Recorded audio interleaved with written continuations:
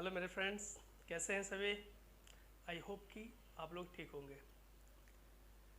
आज मेरे बहुत सारे स्टूडेंट कह रहे थे कि सर बुक को स्टार्ट करिए, बुक स्टार्ट करिए। फाइनली मैं आज से मैं स्टार्ट कर रहा हूँ बुक। तो बुक जब हमें स्टार्ट करते हैं तो सबसे पहले जो सेशन आता है, सबसे पहला आपको पता है कि बुक का दो सेशन है, एक प्रोज का सेशन है, दूसरा पोएट्री का सेशन है। क्लियर है। जब प्रोज और पोएट्री का सेशन आता है उससे पहले क्या होता है ना, उससे पहले क्या होता है कि तो सुपर कर लेना ही। हाँ चलिए, तो उससे पहले जो है वो राइटर का नाम आता है और चैप्टर का नाम आता है। क्लियर है। तो इससे मुख्यतः 5 नंबर का सवाल पूछा जाता है। अभी जो मैं आपको पढ़ा रहा हूँ इससे 5 नंबर का सवाल आएगा और डायरेक्ट वे में बनाया जाएगा। क्लियर है ना। तो आज जब मैं बुक स्टार्ट कर रहा हूँ इसी माध्यम से, इसी तरह हम सोच रहे हैं ना कि सबसे पहले कि हम आपको प्रोज और पोएट्री के बारे में, और उससे भी पहले कि हम आपको चैप्टर का नाम और राइटर का नाम हम आपको बताने की कोशिश कर रहे हैं। ये चैप्टर का नाम है और राइटर का नाम है। जो 5 नंबर का सवाल आता है कैसे इसको याद करेंगे, मुख्यतः कैसे इसको याद करेंगे। क्लियर है ना। तो हम चाह रहे हैं कि इसी पे थोड़ा सा वर्क करें और आप लोग देखें।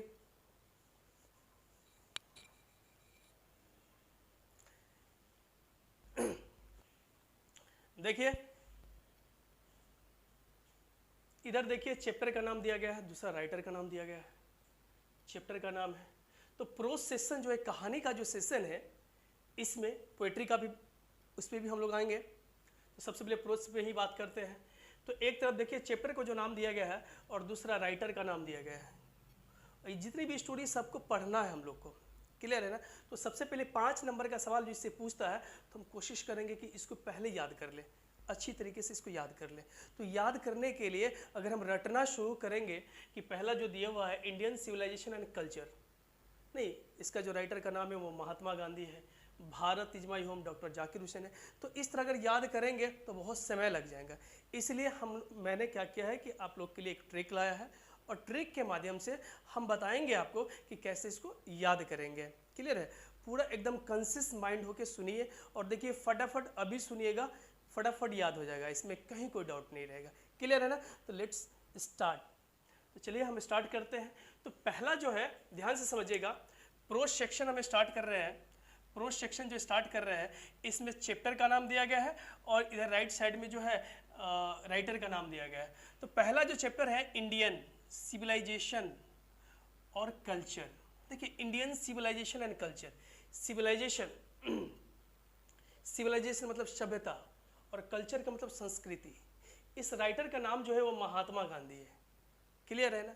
महात्मा गांधी है। आपको पता होगा कि जो यूरोपियन लोग थे जो हमारे भारत पे जो आक्रमण किए थे, कब्जा किए थे, तो वो ये चाह रहे थे कि हमारी जो कल्चर है, संस्कृति है, क्लियर है, वो भी इसमें लागू हो। लेकिन आपको पता है हमारे यहाँ के जो महात्मा लोग हैं, है ना, ये लोग नहीं चाह रहे थे। क्लियर है। ये लोग नहीं चाह रहे थे कि हमारी सभ्यता पर किसी का अधिकार हो, हमारे सभ्यता पर किसी का अधिकार हो। क्लियर है ना। इसीलिए देखिए समझ लीजिए कि इंडियन सिविलाइजेशन एंड कल्चर का जो राइटर है वो महात्मा गांधी है। तो इसकी रक्षा किसने किया? देखिए महात्मा लोग किए। देखिए याद करने का फॉर्मूला समझ लीजिए भाई कि इंडियन सिविलाइजेशन एंड कल्चर का, भारत की सभ्यता और संस्कृति के रक्षक कौन थे? महात्मा लोग थे। तो महात्मा से महात्मा गांधी, सिंपल सी बात है। महात्मा लोग थे, महात्मा से महात्मा गांधी। क्लियर है ना। तो बेसिकली आपको याद हो गया होगा कि इंडियन सिविलाइजेशन कल्चर का जो राइटर है वो है महात्मा गांधी, क्योंकि सभ्यता और संस्कृति की रक्षा जो किए थे वो महात्मा लोग किए थे। क्लियर है ना। तो ओबियसली आपको याद हो गया होगा। आगे चलते हैं। दूसरा है Bharat is my home, Bharat मेरा घर है, जिसका जो राइटर है डॉक्टर जाकिर हुसैन। आप लोगों ने डॉक्टर जाकिर हुसैन के बारे में पहले भी पढ़ा होगा। आपको पता है कि डॉक्टर जाकिर हुसैन जो है वो भारत के सेकेंड राष्ट्रपति, उससे पहले बिहार के गवर्नर थे। वो एक ऐसे व्यक्ति थे जो हमेशा पद दर पद आगे बढ़ते चले गए। क्लियर है ना। लेकिन फिर भी आप इसको देखिए, याद करने का तरीका देखिए कि Bharat is my home, Bharat मेरा घर है। इसका जो राइटर है डॉक्टर जाकिर हुसैन। देखिए याद करने का तरीका देखिए, Bharat is my home, Bharat मेरा घर है। मान लीजिए कि भारत और, ध्यान से समझिएगा, भारत और पाकिस्तान का बंटवारा हुआ।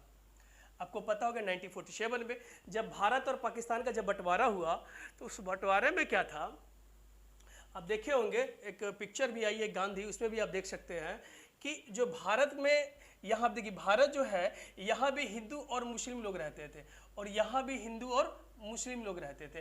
तो जब बंटवारा हुआ तो आपको पता है कि बहुत ज़्यादा वायलेशन हुआ है नहीं, बहुत ज़्यादा हिंसा हुई, हिंदू मुस्लिम पे कर रहा है, मुस्लिम हिंदू पे कर रहा है। क्लियर है ना। इसी तरह कि यहाँ के जो भारत के जो मुस्लिम लोग थे, सॉरी भारत के जो हिंदू और मुस्लिम लोग थे, तो ये लोग चाह रहे थे कि हमारे यहाँ सिर्फ हिंदू रहे। ये सबसे पहले तो पाकिस्तान ने किया कि यहाँ जितने भी हिंदू लोग थे उसको मार के भगाया। क्लियर है। तो इसीलिए भारत के लोग भी क्या किए कि यहाँ के जो मुस्लिम लोग हैं, इसको भी यहाँ से इसको बोले कि आप भी आप पाकिस्तान चले जाइए। क्लियर है ना। लेकिन समझिए यहाँ पे थोड़ा सा, लेकिन उस समय डॉक्टर जाकिर हुसैन थे, और डॉक्टर जाकिर हुसैन ने कहा कि भारत के जो लोग हैं वो पाकिस्तान नहीं जाएंगे, क्योंकि भारत मेरा घर है। समझ रहे ना। डॉक्टर जाकिर हुसैन ने कहा कि भारत मेरा घर है, कि भारत के लोग पाकिस्तान नहीं जाएंगे। इसीलिए इसी ट्रिक से आप याद कर लीजिए कि Bharat is my home, Bharat मेरा घर है, जिसका राइटर है डॉक्टर जाकिर हुसैन। आगे चलिए, तीसरा चलते, a pinch of snuff. Snuff का मतलब आपको पता है, जिसमें नशा होती है, जिसको सूंघनी बोलते हैं, सूंघते हैं। क्लियर है। या खैनी भी कह सकते हैं। क्लियर है ना। तो अ पिंच ऑफ स्नफ मतलब एक चुटकी नशवार, एक चुटकी खैनी, जिसका राइटर है मनोहर मालगवंकर, है ना, मालगवंकर। अब इसको कैसे याद करेंगे भाई। स्नफ का मतलब खैनी, सूंघनी, है ना, एक चुटकी। क्लियर है ना। तो अब देखिए मनोहर मालगवंकर, तो मनोहर तो पूरा नाम तो है ही। अब देखिए इसको हम छांट रहे हैं मालगवंकर, तो माल को पहले छांट रहे हैं माल। देखिए गवंकर को माल, गवंकर यहाँ पे जो लिखा हुआ गवंग लिखा हुआ है ना, इसको देखिए GAON, इससे हम इससे आपको रिलेटेड दे रहे हैं गांव, और KAR कर का मतलब का। समझ रहे ना। तो यहाँ पे समझिए मनोहर के गांव का, वो माल जो था वो कहाँ का था, मनोहर के गांव का था। मतलब माल गवंकर, मनोहर माल गवंकर। ये जो स्नफ का मतलब चुटकी, नशवार, नशा, वो कहाँ का था, मनोहर माल गवंकर, मनोहर के गांव का था। क्लियर है। बेसिकली आपको ये याद हो गया होगा। चलिए तो आप देखिए यहाँ पे कि ये तो समझ में आ गया आपको, मनोहर माल गवंकर। क्लियर है ना। मतलब मनोहर के माल के गांव का, माल समझते हैं ना। एक तो जो लड़का लोग है जो यूज करता है माल का, तो कुछ अलग ही अर्थ निकाल लेता है, और एक माल उसको भी बोलते हैं जो नशा होता है, उसको भी कहते हैं माल लेके आए हो। तो आप जिस तरह से समझना उस तरह से समझ लीजिए। क्लियर है। मनोहर के माल के गांव का क्या था, स्नफ, जिसमें नशा होती है। आइए अगला चलते हैं, बड़ी गर्मी लग रही है।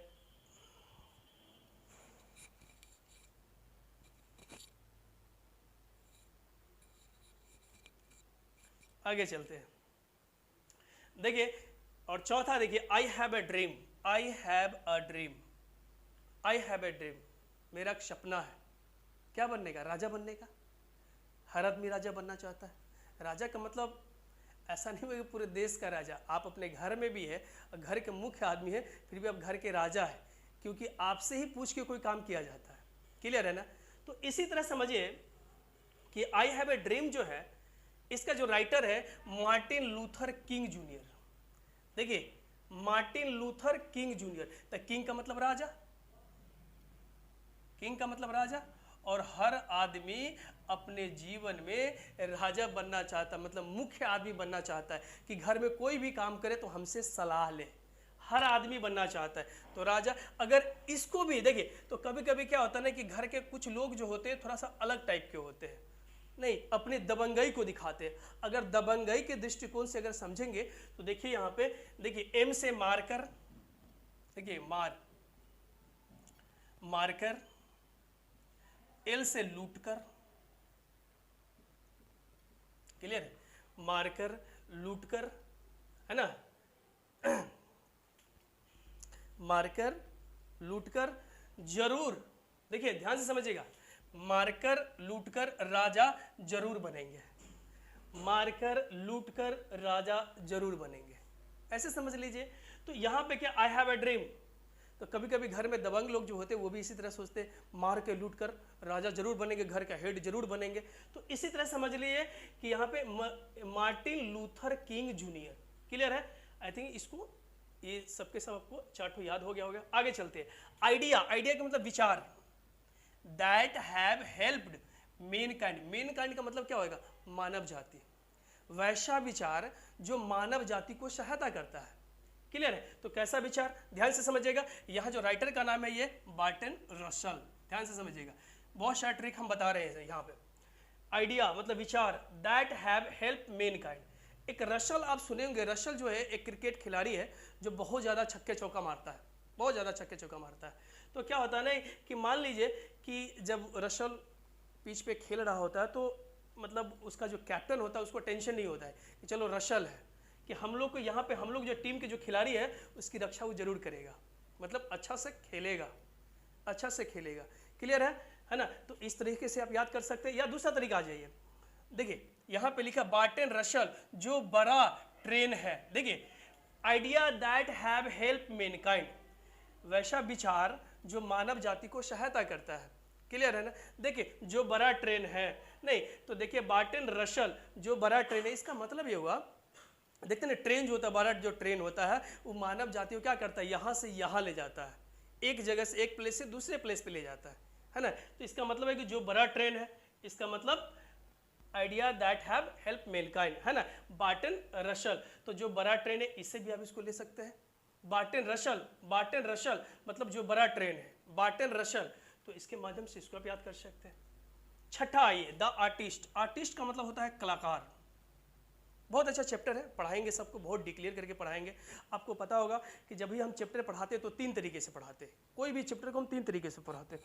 पहला चैप्टर जब हम स्टार्ट कर जैसे इंडियन सिविलाइजेशन कल्चर ये स्टार्ट करेंगे तो पूरी स्टोरी को बताएंगे, अच्छे तरीके से बताएंगे, है ना। इसके बाद क्या करते हैं, स्टोरी बताने के बाद फटाक से क्या करते हैं, ऑब्जेक्टिव लगा देते हैं, क्लियर है। ऑब्जेक्टिव जैसे खत्म हुआ उसका जो समरी है उस पर चर्चा कर देते हैं, तो आपको याद करने की आवश्यकता नहीं है, क्लियर है ना। इस तरह से पढ़ाया जाता है। तो द आर्टिस्ट का मतलब हो गया कलाकार। देखिए सीगा नायवा, सीगा नायवा। अब देखिए सीगा, सीगा का मतलब देखिए ध्यान से समझिएगा, सीगा, तो सीगा को हम लिख देते हैं सीखा, सीखा। और नया का मतलब यहां इससे हम रूपांतरित कर देते हैं वर्ड को नया। अब देखिए बाबू अच्छे से समझिए, द आर्टिस्ट, कोई भी कलाकार जो होता है वह नए सीखने की चाहत में होती है। देखिए जब भी कोई कलाकार होता है जो फिल्म कर रहा होता है तो हमेशा नई नई चीज़ के बारे में वो सोचता रहता है कि नई नई चीज़ के बारे में बताए, प्रदर्शित करे, क्लियर है ना, तो और बेहतर होगा। तो यहाँ पे समझ लीजिए कि द आर्टिस्ट जो है, ये जो चैप्टर है इसका राइटर है सीगा नया, सीगा नया मतलब जो नया सीखने वाला है, और जो आर्टिस्ट होता है हमेशा नया सीखने का काम करता है। Next, a child is born, a child is born, child का मतलब बच्चा, बोर्न का मतलब जन्म, नहीं, a child is born topic. देखिए चैप्टर का नाम है अ चाइल्ड इज बोर्न, एक बच्चा का जन्म, नहीं, अ चाइल्ड इज बोर्न। इसका जो राइटर है जर्मन ग्रीर है, जर्मन ग्रीर, जर्मन ग्रीर। अब इसको याद करिए कि एक बच्चा का जो जन्म हुआ वो कहाँ हुआ, जर्मन ग्रीर का मतलब के गांव में, ध्यान से समझिए, यहाँ पे मैंने लिख दिया जर्मन के गांव में, जर्मन के गांव में। तो जर्मन नाम है किसी प्लेस का नाम है, जर्मनी से जर्मन, क्लियर है ना। तो जर्मन और ग्रीर का मतलब के गांव में, के गांव में, क्लियर है, वहां पे लिखा हुआ है। तो जर्मन के गांव में एक बच्चा का जन्म हुआ, सिंपल सी बात है, जर्मन के गांव में एक बच्चा का जन्म हुआ, जर्मन ग्रीर, जर्मन के गांव में एक बच्चा का जन्म हुआ। नेक्स्ट है 8वां, how free is the press, how free is the press. आपको पता है बोलने की आज़ादी सबको है, और प्रेस जो है हमारे संविधान का एक अंग है, क्लियर है, किसी से उसको मतलब पूछने की बहुत ज़्यादा आज़ादी है। इसका राइटर जो है देखिए उसका नाम है देखिए डॉर्थी एल सायर। तो मेरा कहने का मतलब क्या है कि how free is the press, मतलब प्रेस जो है कितना स्वतंत्र है, प्रेस जो है वो कितना स्वतंत्र है, ये पूछता है कहने की, क्या पूछने की आजादी है। कितना स्वतंत्र प्रेस जो है उसको क्या सेम इस कहना मतलब पूछना, तो क्या उसको पूछने की आजादी है, कहने की आजादी है। तो यहां से भी ले सकते हैं आप, क्लियर है ना, यहां से भी ले सकते हैं। लेकिन एक चीज और भी आइए, दूसरा तरीका भी आ जाइए। मान लीजिए कि लिखा है how free is the press. नहीं, जैसे अखबार जो होता है, अखबार में देखते हैं हमेशा क्या करता है, लंबा जा रहा है वीडियो क्या, अच्छा तो अब अच्छा बहुत कम है, अभी 2-3 है। तो क्या होगा कि how free is the press, है ना, इन दिनों क्या है ना कि प्रेस कितना स्वतंत्र है, इन दिनों तो नहीं लिखा हुआ है ना, प्रेस कितना स्वतंत्र है। तो इसको दूसरे ट्रिक से भी आप याद कर सकते हैं, वो है देखिए D.L. शायर। इसका मतलब है कि जब भी आप न्यूज़पेपर अखबार जब पढ़ते हैं तो उसमें क्या होता है, डी से डेली, है ना, देखिए ध्यान से समझिएगा, D.L. डेली, डेली, शायर का मतलब शायरी, डेली शायरी, जो रोज शायरी देता है। How free is the press, clear है, प्रेस कितना स्वतंत्र है जो डेली शायरी देता है। तो दो तरीका हो गया, एक तो यहां से भी पकड़ सकते हैं सेम इज कहना मतलब पूछने, पूछने की आजादी है, प्रेस को पूछने की आजादी है, प्रेस को पूछने की आजादी है। आगे चलते हैं हम लोग, the earth, earth H.E. Bets, ध्यान से समझिएगा, the Earth H.E. Bates, the Earth का जो राइटर है ना, द अर्थ का जो राइटर है वो है H.E. बेट्स। बेट्स देखिए, बेट्स से हम यहां ले लेते हैं बैट, बैट। मेरा कहने का मतलब क्या है कि द अर्थ, इसका जो राइटर का नाम है H.E. Bates, H.E. बेट्स। मान लीजिए कि कोई भी खिलाड़ी, मान लीजिए धोनी को ही ले लीजिए, धोनी हो गया, विराट कोहली हो गया, तो ये लोग पॉपुलर खिलाड़ी हैं। मेरा कहने का मतलब ये है कि ये लोग बहुत पॉपुलर खिलाड़ी हैं। तो ये लोग जब खेल कर जाते हैं, या ये लोग जब खेलने के लिए जाते हैं, ग्राउंड पर जब खेलने के लिए जाते हैं, तो बल्ला को रखते हैं कहाँ, बल्ला को कहाँ रखते हैं, जमीन पे रखते हैं, पृथ्वी पे रखते हैं, है ना, कहाँ रखते हैं, पृथ्वी पे रखते हैं। तो यहाँ पे बेट्स का बैट। तो या इसको एक और तरीका से ले लीजिए, टेंस के तरीका से लीजिएगा, तो देखिए H.E. बेट्स, इसको थोड़ा सा हम आगे बढ़ा रहे हैं, H.E. बेट्स। तो देखिए ही, देखिए ध्यान से समझिए, ही बिट्स, बिट्स लिखा गया,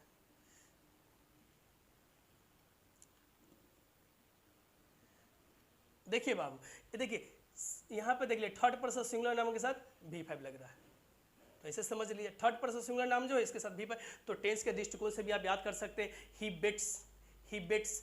या दूसरे तरीका से बैट, जब भी धोनी जाता है खेलने के लिए तो बैट को कहाँ रखता है, जमीन पे, पृथ्वी पे रखता है। ये हो गया। अगला चलिए 10 नंबर में, देखिए इंडिया थ्रू ट्रेवलर्स आई, ध्यान से समझिएगा, इंडिया थ्रू ट्रेवलर्स आई, है ना, मतलब एक यात्री को आंखों द्वारा भारत, ध्यान से सुनिएगा, एक यात्री को इंडिया थ्रू ट्रेवलर्स आई, एक यात्री को आंखों द्वारा भारत कैसा दिखता है। एक यात्री को, मान लीजिए कि अमेरिका के आदमी को आके यहाँ पे क्या कर रहा है, घूमने के लिए आया है ना, तो इंडिया थ्रू ट्रेवलर्स आई, है ना, एक यात्री को एक यात्री को आंखों द्वारा भारत, क्लियर है ना, कैसा दिखता है। देखिए इसका राइटर है, देखिए पेरल्स एस बक। मान लीजिए, देखिए इसको याद करने का तरीका थोड़ा सा बता देते हैं। पेरल्स एस बक, यहाँ पे पेरल्स नाम का कोई आदमी है, क्लियर है, वो अमेरिका से आया है और भारत की ट्रेन में वो सफर कर रहा है, क्लियर है, और वो क्या किया हुआ है कि सो गया हुआ है और वो बकबक कर रहा है, सो गया हुआ है और वो बकबक कर रहा है। तो पेरल्स नाम का आदमी जो सो गया हुआ है ट्रेन में, क्लियर है, और वो बकबक कर रहा है, नहीं कहते बक बक, कैसे हल्ला करता है, बक नहीं कहते हैं। तो इस तरीके से हम समझेंगे इंडिया थ्रू ट्रेवलर्स आई, है ना, एक यात्री को आंखों द्वारा भारत, क्या होता है जब वो आता है घूमने के लिए तो दिखता है नहीं कि सोया हुआ है और वो बकबक कर रहा है। नेक्स्ट 11 है जो लास्ट है, अ मैरिज प्रपोजल, नहीं मैरिज प्रपोजल, शादी का प्रस्ताव। नहीं, जब एक लड़का जो है, कोई लड़की जब ज़्यादा पसंद हो जाता है तो क्या करता है, शादी का प्रस्ताव देता है कि I want to marry with you, want to marry with you, मैं तुमसे शादी करना चाहता हूँ, क्लियर है ना, है ना। तो यहाँ पर देखिए एंटोन चेको, इसका मतलब हुआ कि अगर आप शादी करते हैं तो शादी के बाद क्या होता है? नहीं कहा गया है कि शादी का लड्डू चखना, नहीं, चखे तो फिर भी खुश, ना चखे तो भी खुश, नहीं, तो चखो का मतलब चखना। मान लीजिए कि किसी की शादी हो गई और वो 10 किलो लड्डू लेके आया, क्लियर है, 10 किलो लड्डू लेके आया तो लड्डू क्या करेगा? चखेगा। तो यही कहता है कि शादी का लड्डू चखे फिर भी भला, ना चखे फिर भी भला, क्लियर है। और आजकल तो लोग चखता ही है। तो इस तरह समझिए अ मैरिज प्रपोजल है ना, एक शादी का जो प्रस्ताव है वो क्या करना है? चखता है, क्लियर है। चीकू जो मिठाई लेके आता है उसको चखता है। तो इसी तरह हम जो है प्रोज सेक्शन को आपको हम अपने ट्रिक से हम चाहें कि आप लोग इसको राइट कर लिए, राइट के बाद फिर एक बार हो, 2 बार हो, 3 बार हो वीडियो को देखिए, क्लियर है। हाँ, वीडियो को अच्छा से देखिए और ओबियसली आपको याद ही हो जाएगा। मुझे पूरा यकीन है कि आप एक बार सही से देख लीजिएगा, ध्यान से देखिएगा तो याद हो जाएगा, दोबारा याद करने की आवश्यकता नहीं है। और इससे 5 नंबर का सवाल आता है। तो देखने के लिए बहुत बहुत धन्यवाद आपको, थैंक यू वेरी मच। और मैं गोपाल सर, और मैं चाहूँगा कि आप जितने भी स्टूडेंट हैं हमको सपोर्ट करें, हमारे चैनल को राइज करें, आगे बढ़ाएं। सबसे पहले तो मैं चाहूँगा कि लाइक तो कर ही दे, इसके बाद दोस्तों के साथ शेयर भी करें और हमारे चैनल को सब्सक्राइब करें। इसी तरह हम आप लोग के लिए अच्छे अच्छे वीडियो बनाएंगे और लेकर आएंगे। और देखिए हम चैप्टर को कैसे पढ़ाएंगे, जब हम टेस्ट भी लेंगे तो किस तरह लेंगे, बहुत अच्छा रहेगा। और आपको ज़्यादा याद करने की आवश्यकता नहीं है, सारे के सारे क्लास में ही सब काम हो जाएगा। सो मेरी वीडियो देखने के लिए थैंक यू वेरी मच, बहुत बहुत धन्यवाद आपको, थैंक यू।